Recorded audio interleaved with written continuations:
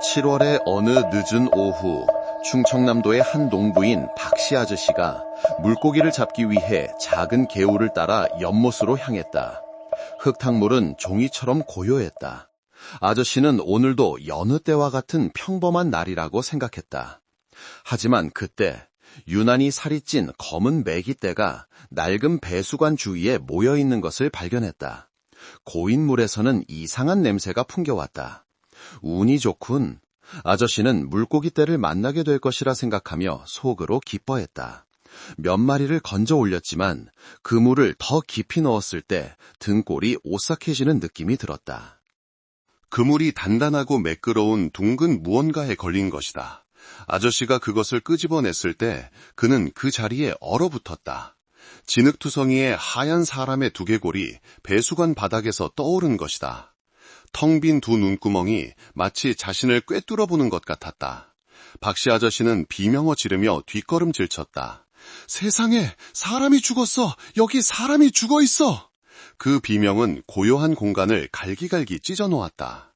그리고 그 순간부터 시골 마을의 거짓된 평화가 산산조각 나기 시작했다. 신원 미상의 백골, 2년간 숨겨져 있던 범죄, 그리고 이 모든 것은 너무 배불리 먹은 메기떼 때문에 드러났다. 만약 진실이 밝혀져야 한다고 믿으신다면 좋아요를 누르고 영상을 공유하며 잊힐 뻔했던 사건들을 처음부터 다시 이야기하는 최종 판결 채널을 구독해 주십시오. 지금부터 우리는 배수관 아래에 있던 그 사람의 신원을 찾아 나설 것입니다. 피해자는 누구인가? 범인은 누구인가? 그리고 2년 전 어둠 속에서 무슨 일이 있었던 것일까? 박씨 아저씨의 날카로운 비명소리 후 연못과 작은 마을 전체가 발칵 뒤집혔다. 주민들이 점점 더 많이 모여들었고 모두의 얼굴에는 당황감과 두려움이 역력했다. 파출소 경찰들이 가장 먼저 도착해 신속하게 현장을 통제하고 낡은 배수관이 있는 연못 구역에 폴리스 라인을 쳤다. 한 젊은 경찰관이 물속으로 들어가 살펴보더니 시커먼 진흙 아래로 드러난 또 다른 하얀 뼈조각을 보고 소스라치게 놀랐다. 그는 중얼거렸다. 단순한 두개골이 아니야. 이건 완전한 백골이야. 소식은 군 경찰서를 거쳐 도 경찰청까지 보고되었다. 충남지방경찰청 강력계 수사팀이 긴급 투입되었다. 팀을 이끄는 사람은 매듭을 푸는 자라는 별명으로 유명한 수사관 최민준 경정이었다. 최 경정은 한밤중에 현장에 도착했고 탐조등이 연못 전체를 환하게 비추고 있었다. 대형 양수기들이 굉음을 내며 10m가 넘는 배수관에서 물을 퍼내고 있었다. 물은 탁하고 쓰레기로 가득했으며 공기는 진흙 냄새, 이끼 냄새, 그리고 형용하기 어려운 무언가의 냄새로 가득했다. 최경정은 천천히 물가로 다가가 안을 들여다보았다. 그는 아무 말 없이 오랫동안 깊은 생각에 잠겼고 눈빛은 어두워졌다. 물이 모두 빠지자 나타난 광경은 모두를 등골 오싹하게 만들었다. 온전한 사람의 유골이 돌, 모래주머니, 그리고 쓰레기 사이에 끼어 있었다. 누군가 시신을 깊숙이 밀어 넣은 다음 떠내려가지 않도록 배수관 반대편 입구를 단단히 막아 놓은 것처럼 보였다. 흰색 방호복을 입은 나이든 법의학 전문가가 한동안 말없이 서 있다가 검시를 시작했다. 그는 두개골을 들어 올릴 때 손을 살짝 떨었다. 그는 나지막이 말했다. 여성입니다. 20세에서 25세 사이로 추정됩니다. 카메라 셔터 소리, 비닐봉지가 바스락거리는 소리가 간간히 들려왔다. 모든 뼈 조각에는 번호가 매겨지고 꼼꼼하게 기록되었다. 법의관의 초기 분석에 따르면 골절, 자상, 기계적 손상의 흔적은 없었다. 연조직 손상은 완전히 부패했기 때문에 피해자가 목이 졸렸거나 독살당했을 가능성이 높았다. 사망 시점은 약 2년 전으로 추정되며 특히 그는 시신이 물속 환경과 수중 생물들의 먹이가 되었기 때문에 부패가 이례적으로 빨랐다고 강조했다. 그 말에 모두가 소름이 돋았다. 주민들은 서로를 쳐다보았고 누군가 불쑥 말했다. 그럼 저 메기들은? 아무도 대답하지 않았고 무거운 침묵만이 흘렀다. 최경정은 조용히 고개를 끄덕이며 부하들에게 현장을 정리하라는 신호를 보냈다. 등을 돌려 걸어가던 그는 몇 초간 멈춰서서 중얼거렸다. 저 유난히 살찐 매깃대가 아니었다면 그녀는 아마 영원히 어둠 속에 잠겨 있었을 겁니다. 그 순간 그의 머릿속에는 선전포고와도 같은 가장 큰 질문이 울려 퍼졌다. 그녀는 누구인가? 왜 여기서 죽었는가? 그리고 누가 그녀를 완전히 사라지게 만들려 했는가? 사건 수사가 시작되었다. 증거가 아닌 어둡고 축축한 배수관 밑바닥에 신원 미상 백골로부터 시작된 여정이었다. 2년 전 전라북도의 한 가난한 강변 마을에 이서연이라는 21살의 소녀가 살고 있었다. 작고 예쁘며 잘 웃었지만 그 미소 뒤에는 온갖 걱정이 숨겨져 있었다. 서연의 집은 너무 가난해서 비가 오는 계절마다 부모님은 새는 물을 받기 위해 집안 곳곳에 대야를 놓아야 했다. 그녀의 남동생은 중학교를 막 졸업했지만 학비가 없어 고등학교 진학을 포기할 준비를 하고 있었다. 낡은 초가집은 마치 큰 바람 한 번에 무너져 내릴 것만 같았다. 서연은 포기하고 싶지 않았다. 그녀는 언젠가 어머니에게 결심에 찬 목소리로 말했다. 엄마 아빠가 평생 이 찢어진 지붕 아래서 사는 거 싫어요. 제가 돈 벌어서 집도 고치고 동생 공부도 끝까지 시킬 거예요. 고등학교 졸업장이 전부였지만 서연은 늘 성실했다. 그녀는 쉬운 길을 거부했고 비슷한 처지의 많은 사람들처럼 방탕한 삶을 선택하지 않았다. 미용 기술을 배워 작은 미용실을 여는 꿈을 꾸었지만 모든 꿈은 가난이라는 벽에 막혔다. 그래서 그녀는 배낭 하나를 메고 돈을 벌어 집으로 보내겠다는 뚜렷한 목표를 가지고 고향을 떠나 충남 태안으로 향했다. 낯선 땅에서 서연은 태안의 한 노래방에서 일자리를 구했다. 그곳이 좋아서가 아니라 돈을 벌 수 있고 잘못된 일을 하지 않아도 된다면 무엇이든 괜찮았기 때문이었다. 처음에는 어색했다. 시끄러운 음악 소리, 온갖 종류의 손님들, 훑어보는 시선들, 익숙하지 않은 음흉한 말들을 가족을 위해 견뎌냈다.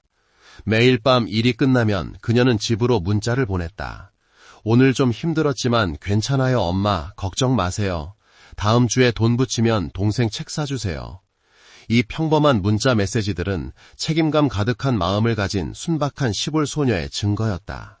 하지만 그 복잡한 곳에서 누군가는 서연의 가장 큰 약점을 보았다. 그것은 순진함이 아니라 효심이었고 깨끗한 손으로 인생을 바꾸고 싶다는 열망이었다. 그 자가 그녀에게 한 걸음씩 다가오고 있었다. 그리고 그 순간부터 서연의 삶은 더 이상 그녀의 것이 아니게 되었다. 앞으로는 서연이 걷고 있는 어두운 길에 빛처럼 나타난 좋은 사람의 모습이 보일 것이다. 하지만 알고 보니 그는 은인의 탈을 쓴 포식자였다. 당시 태안군에서 강태석이라는 이름을 모르는 사람은 거의 없었다. 38살, 관급공사를 전문으로 하는 대형 건설회사 사장이었다. 그는 사람들이 꿈꾸는 모든 것을 가졌다. 호화로운 저택, 좋은 번호판의 외제차, 아름답고 순종적인 아내. 겉으로는 신사답게 행동하고 부드럽게 말하며 심지어 지역에서 자선 활동도 자주 했다. 하지만 그 점잖은 모습 뒤에 전혀 다른 인간이 있다는 것을 아는 사람은 거의 없었다. 강태석에게는 아무도 감히 말하지 못하는 습관이 있었다. 그는 밤마다 노래방을 드나들었다. 술에 취해 소리 지르지도 않고 조용히 앉아 마치 먹잇감의 허점을 노리는 맹수처럼 관찰했다. 그러던 어느 날 밤 그는 서연을 보았다. 방구석에 앉아 고개를 숙이고 손님에게 정중하게 인사하는 작은 소녀. 다른 여자들처럼 노출이 심하지도 추파를 던지지도 않았다. 앳된 얼굴과 순진한 눈빛은 항상 남자들의 시선을 피했다. 바로 그 점이 그의 주의를 끌었다. 강태석은 서두르지 않았다. 그는 서연 같은 먹잇감은 돈으로 유혹할 수 없다는 것을 알았다. 감정을 이용해야 했고 깊이 연기해야 했다. 그는 사교적인 말로 시작했다. 고향이 여기 아니죠? 여기 다른 아가씨들이랑은 많이 달라 보이네요. 그러다 점차 인생 경험이 많고 남의 말을 잘 들어주는 남잔 척했다. 고향 떠나서 돈 버는 게 어떤 기분인지 알아요. 나도 젊었을 때 여기저기 구르면서 고생 많이 했거든. 서연은 처음에는 거리를 두었지만 강태석은 끈질겼다. 그는 노래방에 올 때마다 항상 서연을 지목했고 작은 선물을 주며 안부를 묻고 그녀의 가족 이야기를 들어주었다. 한 번은 그녀가 다 쓰러져가는 초가집에 대해 이야기했을 때 그는 잠시 침묵하더니 그녀의 눈을 똑바로 쳐다보았다. 약속할게요. 내가 도울 수 있다면 그 집 고치는 거 도와줄게요. 다른 뜻은 없어요. 그냥 서연 씨가 그럴 자격이 있다고 생각해서 그래요. 그 순간 서연은 눈물을 글썽였다. 애정 때문이 아니라 처음으로 아무 대가 없이 도와주겠다고 약속한 사람이 나타났기 때문이었다. 하지만 그것은 함정일 뿐이었다. 그리고 먹잇감은 믿기 시작했다. 강태석은 아내와 헤어지겠다고 약속하지 않았다. 그는 더 교활했다. 그는 말했다. 아내와는 아이 때문에 사는 겁니다. 감정은 식은 지 오래예요. 누구도 상처 주고 싶지 않지만 나한테 시간을 준다면 서연 씨와 가족 모두를 책임질 수 있어요. 꿀처럼 달콤한 말에 감정은 서서히 싹텄다. 시골 소녀 서연은 사랑에 굶주렸고 경험 많은 사람의 냉철함도 부족했다. 그녀는 그 비밀스러운 관계에 발을 들여놓았다. 다정한 문자 메시지에서 비밀스러운 약속으로, 둘만의 저녁 식사에서 운명적인 하룻감으로 이어졌을 때 서연은 자신의 인생을 바꿔줄 남자를 정말로 만났다고 믿었다. 하지만 서연은 몰랐다. 강태석의 부드러운 미소 뒤에는 어두운 본능이 숨겨져 있었고 그 본능은 위협받았을 때 그를 사람에서 짐승으로 바꿀 수 있다는 것을. 그리고 서연이 중요한 소식을 전한 그날 밤 그물은 조여졌다. 사랑을 위해서가 아니라 모든 것을 죽이기 위해서. 사건 수사가 시작되었지만 충격적인 시작 이후 수사본부는 이해할 수 없는 침묵에 빠졌다. 신분증도 인상착의도 실종 신고를 한 가족도 없었다. 오직 백골 한 구뿐이었다. 수사 범위가 좁혀졌다. 지난 3년간 충남 지역의 여성 실종 사건 파일 수백 건이 다시 검토되었다. 수사팀은 각 군으로 흩어져 집집마다 동네마다 찾아다니며 탐문했다. 하지만 모든 것이 허사였다. 수사실 한쪽 벽 전체를 덮은 사건 지도에는 피해자들의 이름, 주소, 실종 시기가 빼곡히 붙어 있다가 한 명씩 지워졌다. 최민준 경정은 서류판 앞에 깊은 생각에 잠겨 앉아 있었다. 희미한 등불이 그의 지친 얼굴을 비추었다. 20년 가까이 사건을 해결해 오면서 이렇게 짙은 어둠 속에 빠진 듯한 느낌은 처음이었다. 내부 회의는 무거운 분위기 속에서 진행되었다. 한 젊은 수사관이 의견을 냈다. 팀장님, 혹시 피해자가 이 지역 사람인데 신원이 숨겨지고 서류가 파괴된 경우는 아닐까요? 다른 사람이 반박했다. 불가능합니다. 충남 사람이었다면 조만간 가족이 찾으러 왔거나 적어도 누군가 의심했을 겁니다. 아무도 말을 잇지 못했고 낡은 선풍기가 삐걱거리는 소리만 들렸다. 최경정이 일어나 지도 앞으로 걸어가 연못 지역을 뚫어지라 쳐다보았다. 그러다 갑자기 한 지점을 가볍게 두드리며 그의 눈이 빛났다. 그는 또렷하게 한 글자씩만 했다. 우리는 엉뚱한 곳을 찾고 있었습니다. 방 안의 모두가 어리둥절했다. 그는 몸을 돌려 단호한 목소리로 말했다. 젊은 여성이 2년 동안 실종됐는데 아무도 찾지 않아요. 그건 그녀의 가족이 그녀가 실종된 사실을 모를 때만 가능한 일입니다. 그리고 그들이 모르는 이유는 그녀가 이 지역 사람이 아니기 때문입니다. 그녀는 외지에서 온 노동자입니다. 즉시 새로운 계획이 수립되었다. 외지로 일하러 가는 인구가 많은 전라도와 경상도 등 모든 도경찰청에 공문을 보냈다. 2년 전 태안군의 모든 노래방, 여관, 비정규직 일자리를 재조사하고 동시에 신고는 없었지만 이유 없이 연락이 끊긴 여성 사례에 대한 정보를 수집했다. 그때 최경정은 짧게 한마디 했다. 그녀가 가족을 위해 일하러 왔다면 가족은 분명 아직도 기다리고 있을 겁니다. 그때 그의 눈빛은 더 이상 사건을 해결하는 경찰관의 눈빛이 아니었다. 한 번도 만난 적 없지만 이름이 알려질 자격이 있는 한 딸을 되찾으려는 아버지의 눈빛이었다. 눈앞에 첫 번째 빗줄기가 보였다. 그리고 그 빛은 아직 돌아오지 않은 딸을 기다리는 아주 먼 시골의 가난한 지붕 아래에서 나오고 있었다. 우리는 엉뚱한 곳을 찾고 있었습니다. 그네의 가족을 아주 먼 곳에서 찾으십시오. 최경정이 그런 판단을 내린 지 일주일이 지났다. 긴급 공문이 전라도와 경상도 등 각 지역으로 발송되었다. 수사팀은 소규모로 나뉘어 각도 경찰청과 협력하여 지난 2, 3년 동안 신원이 확인되지 않은 여성 실종 사건 파일을 전면 재검토했다. 특히 고향을 떠나 일하러 걷다가 갑자기 연락이 끊긴 경우에 집중했다.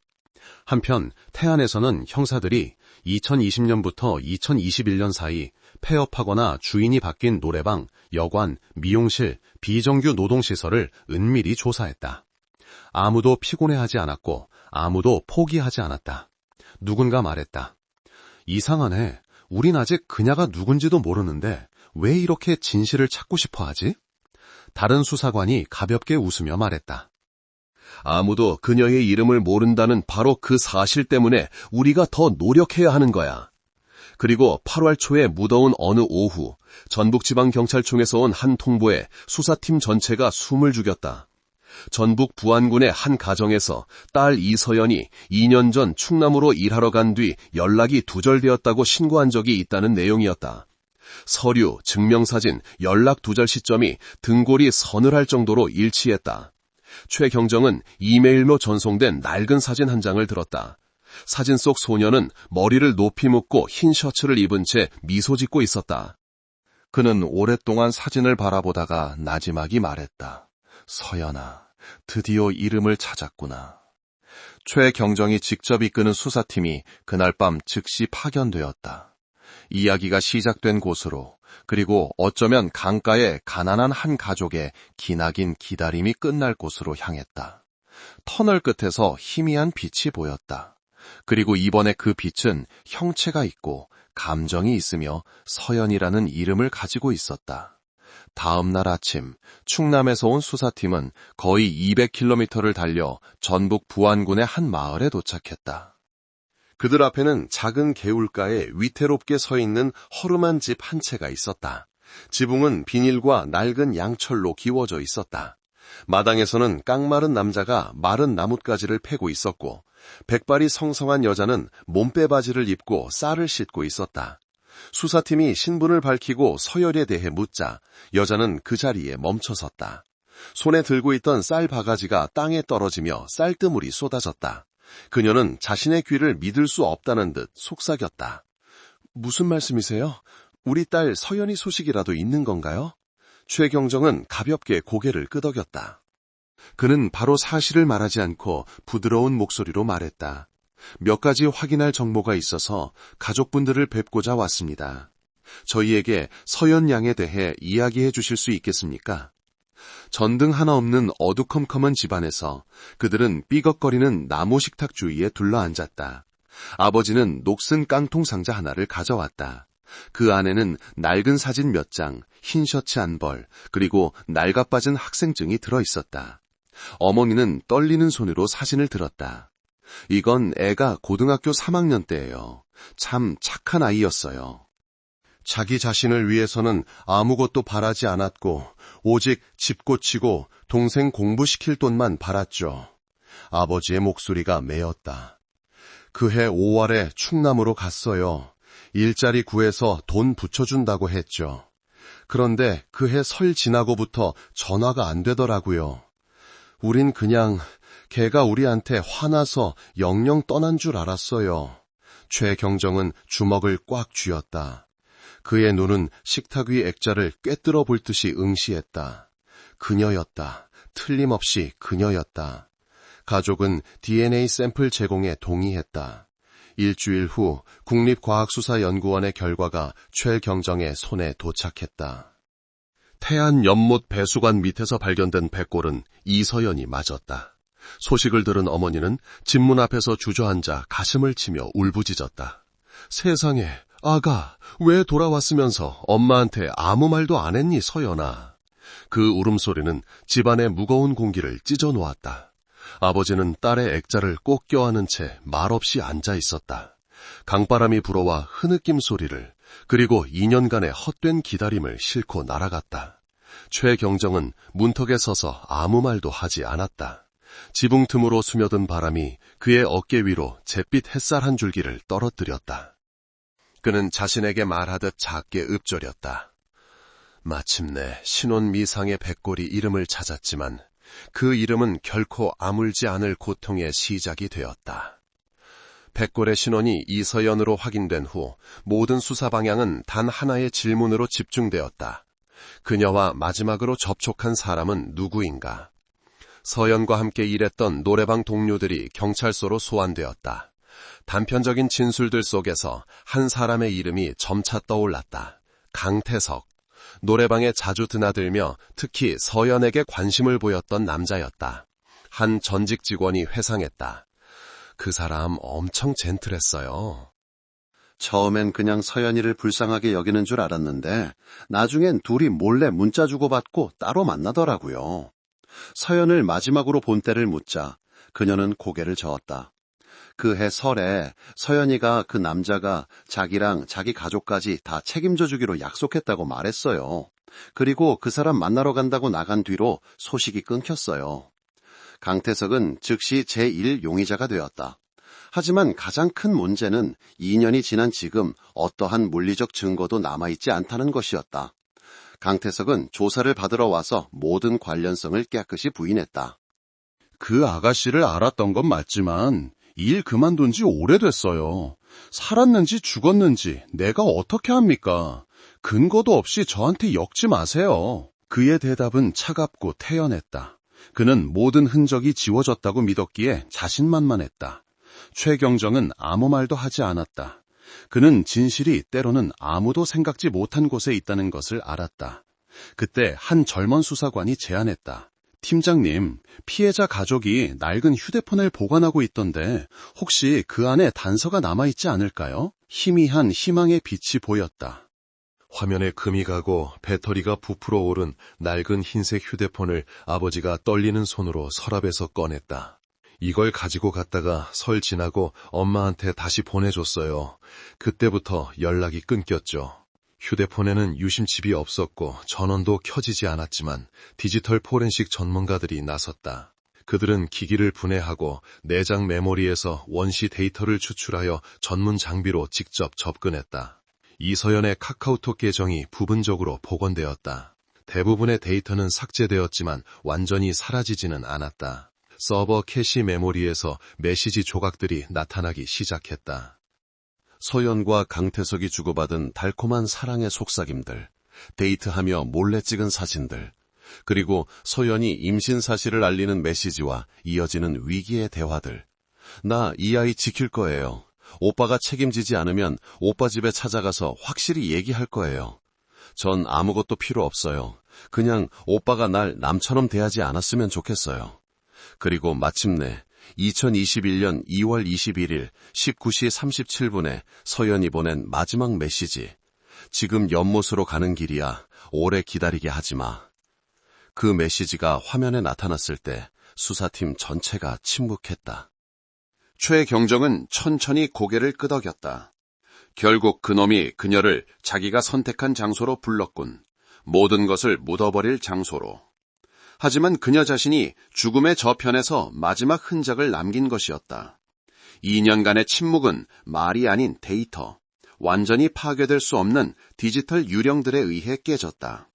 강태석이 다시 소환되었다.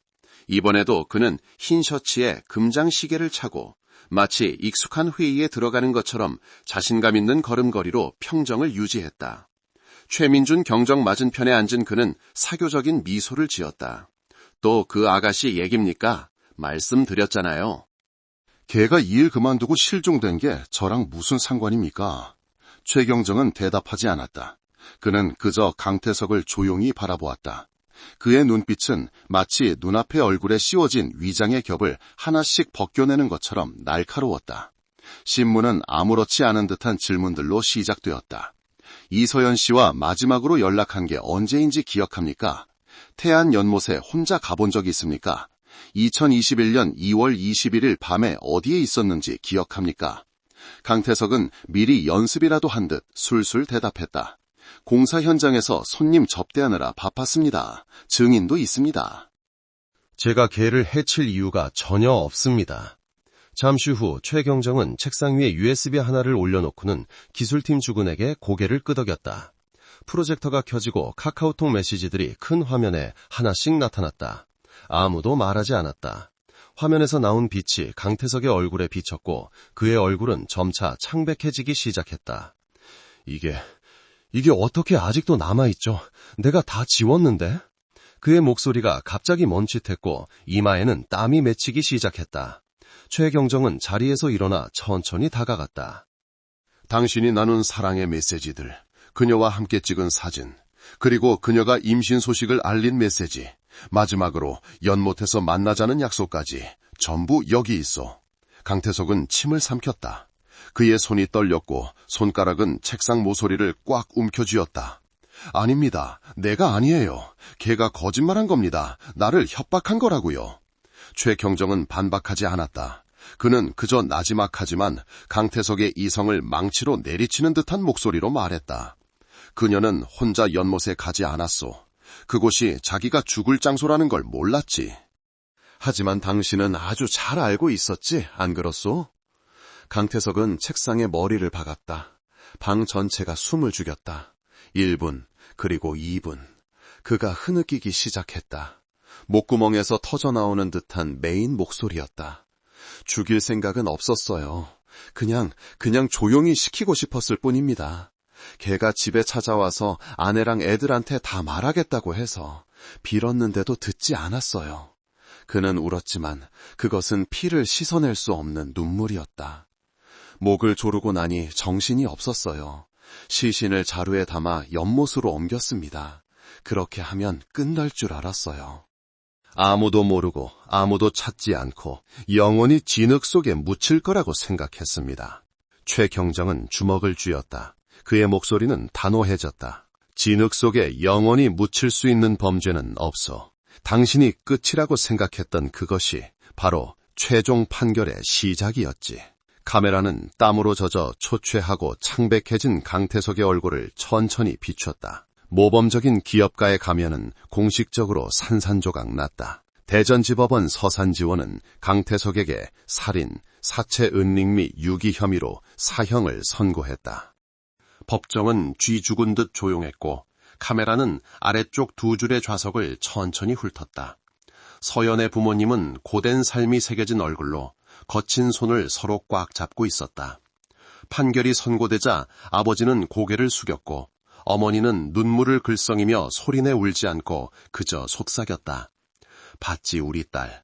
드디어 공적인 자리에서 네 이름을 불러주는 사람이 있구나. 더 먼 곳에는 강태석의 아내와 아이사 있었다.